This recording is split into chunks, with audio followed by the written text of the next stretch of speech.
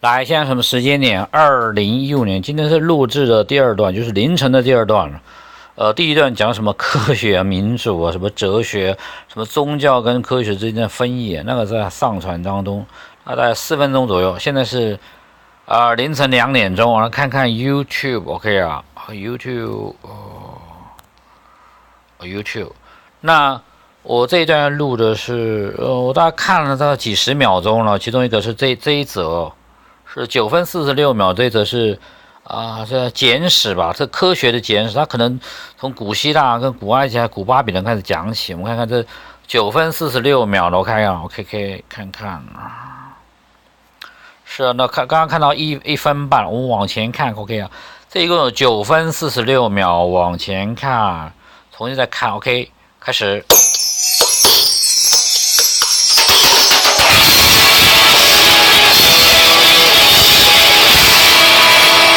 这个家伙是谁？西塞佛斯，就是那个滚原石滚到山里又滑下来，又重新再滚的那个，就好像有人呢类比成那个是粪金龟，是不是滚那个滚到上坡，然后重新又滚落下来，然后又重新再开始，所以周而复始。可是这边呢，给大家写什么 ？Sisyphus redeemed， 就是有补偿了，是他不会说是做了工之后没有收获我继续看下去9分46秒这一部片。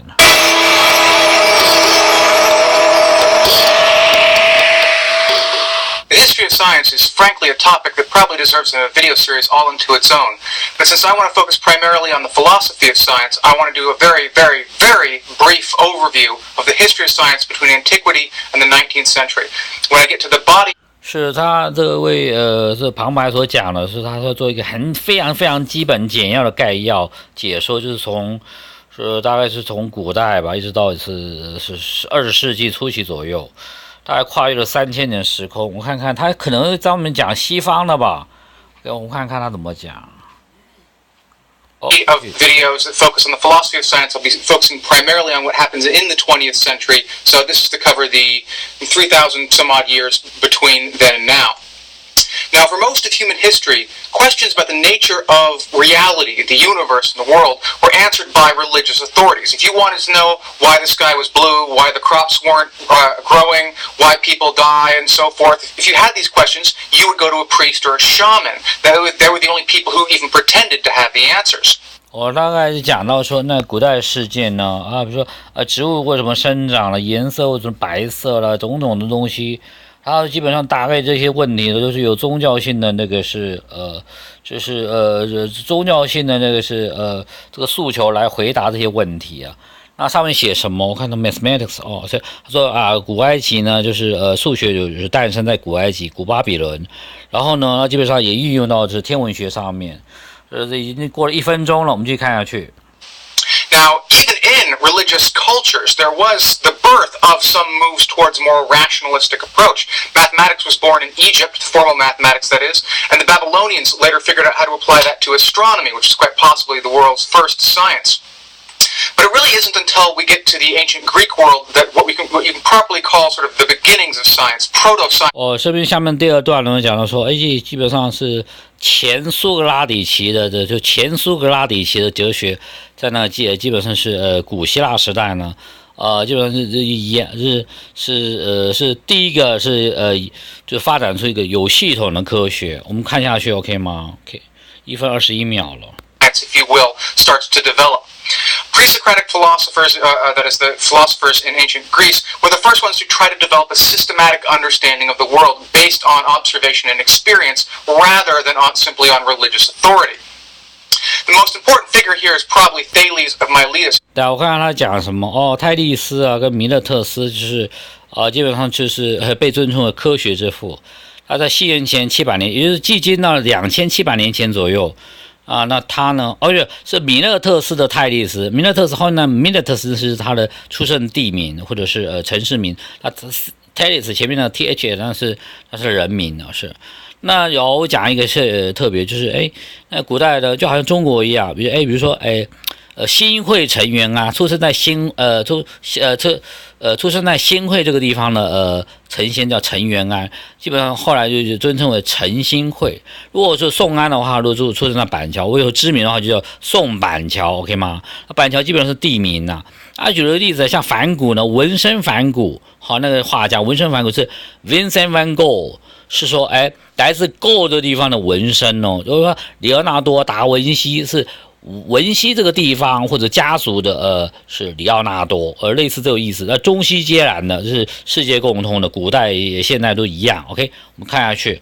他说那个西元前7世纪呢，那这泰利斯呢，这基本上是他第一个呢是把一个 supernatural 是非就是超自然性的那个解释，对地壳变化，比如地震啊，比如说闪光、雷电啊这些东西，做一些非超自然性的解释，就是他刚才讲那个 shaman 就是萨满基本上巫术、巫教之类的，就比较原始的宗教，还没进入真正宗教的层次啊。以近代社会学的观点定义来讲的话，好，我们继续看下去。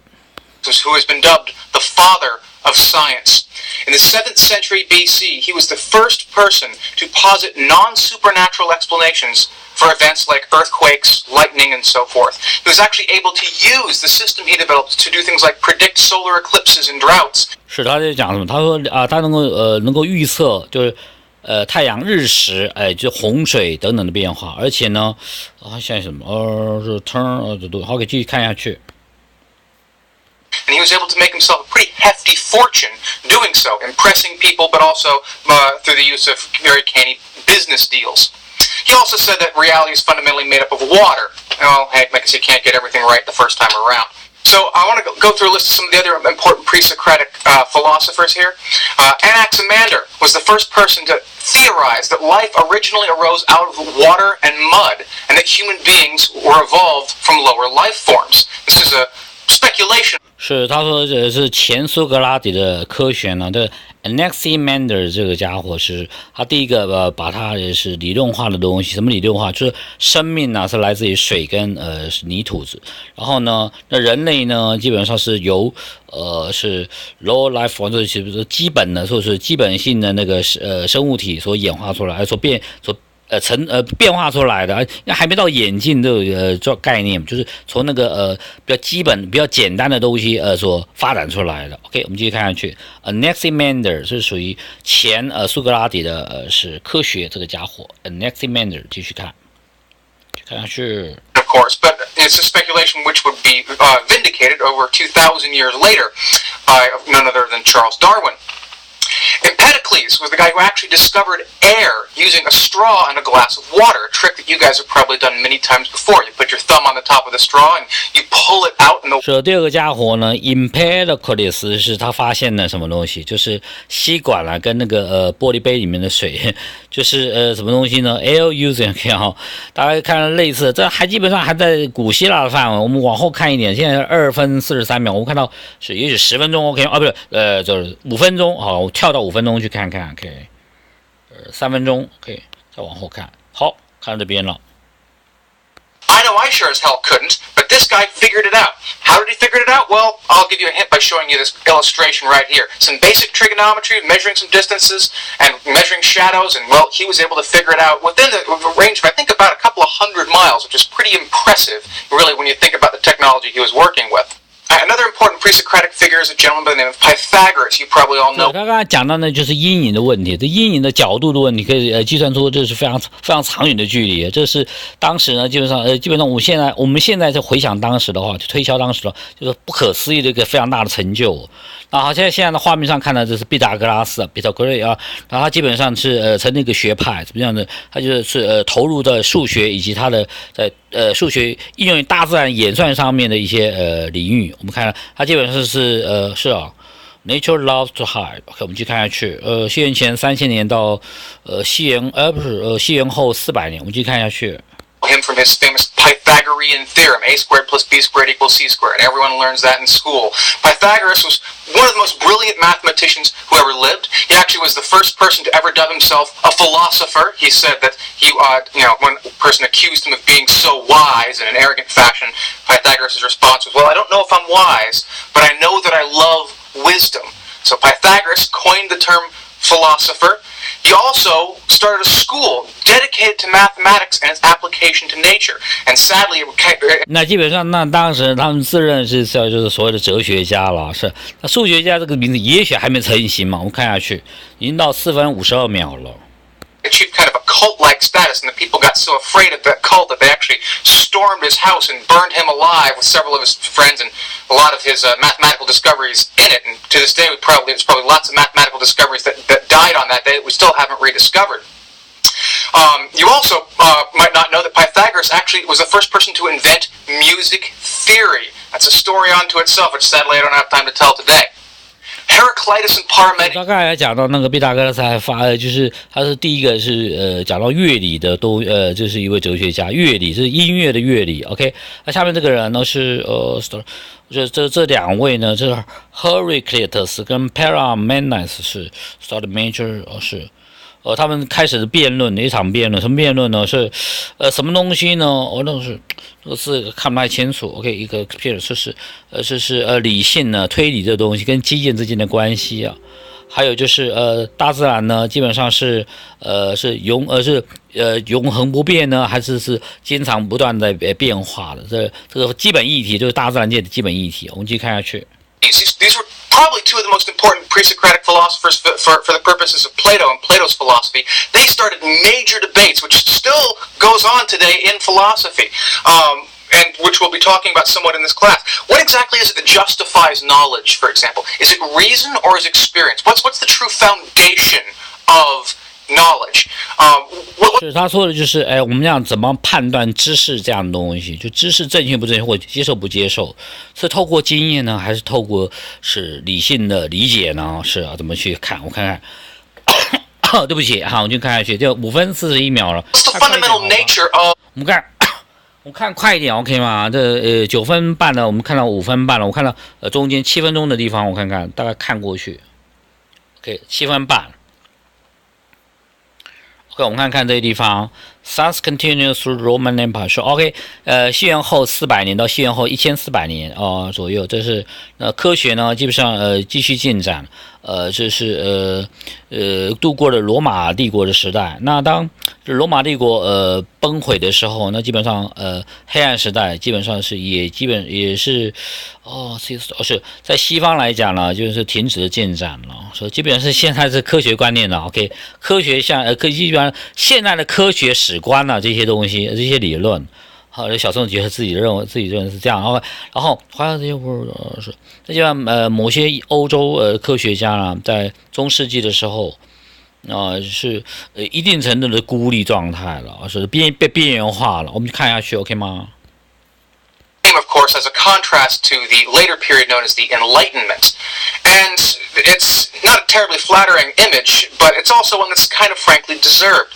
There were some advancements in European science at this time. Eyeglasses, for example, were invented after people figured out, after all that time making stained glass windows, how they could use it to correct vision so monks could read better. But other than these few developments， 刚刚好像讲的是玻璃这个一些器皿的，比如说一些眼镜的发明，是不是？就好像是阅读方面，是不是讲了这个？好像听不太清楚，这讲太快了。我刚刚一直在想别的东西，我们往后看嘛，再看8分钟 OK 吗？跳到8分钟，现在是7分54秒 OK。好，我们看看这一段 ，Most scientific advances 从西元500年到西元1300年呢，那基本上是大部分的科学成就是伊斯兰的是回教世界了，回教世界的贡献呢 ，OK。那比如说医药啊、天文啊、化学啊，那基本上是在这个地方呢就获得非常大的进展。OK， 他讲了一个 Avicenna 阿维西纳，是不是大概是西元1000年左右？而且是开拓什么技术呢？就是是啊，这现代医学系统这个概念是很特别。OK， 好，我们继续看下去，8分23秒了。During this period, the scientific advancements that were made in the world were done primarily in the Islamic world. 来看快一点，看后面。Large part to the birth of scholasticism. 下面写什么？到12世纪的时候呢，欧洲啊，scholasticism tries to reconcile ancient Greek. OK， 是不是基本上那个12世纪的这是欧洲的这是 scholasticism 这个就是所谓的学术学派吧，这个学派不太清楚什么要怎么翻，基本上他想要糅合古希腊的思想跟那个圣经的一些教条，就是要把它结合起来，看他怎么去调和之间的差距，或者是把它整合起来。我们看下去，已经9分1秒钟了，再过30秒钟 OK 吗？把它看完。Scholasticism was an attempt to try to revive Greek thought and use it to support biblical dogma. The idea that the works of the ancient Greeks and the ancient Romans, rather than being a threat to faith and a threat to religion, actually could help enhance religion. That was one of the hallmarks of scholasticism. And that gradually, over a couple of hundred years, sort of started to bring an end to the Dark Ages, which leads us then into a period known as the Renaissance.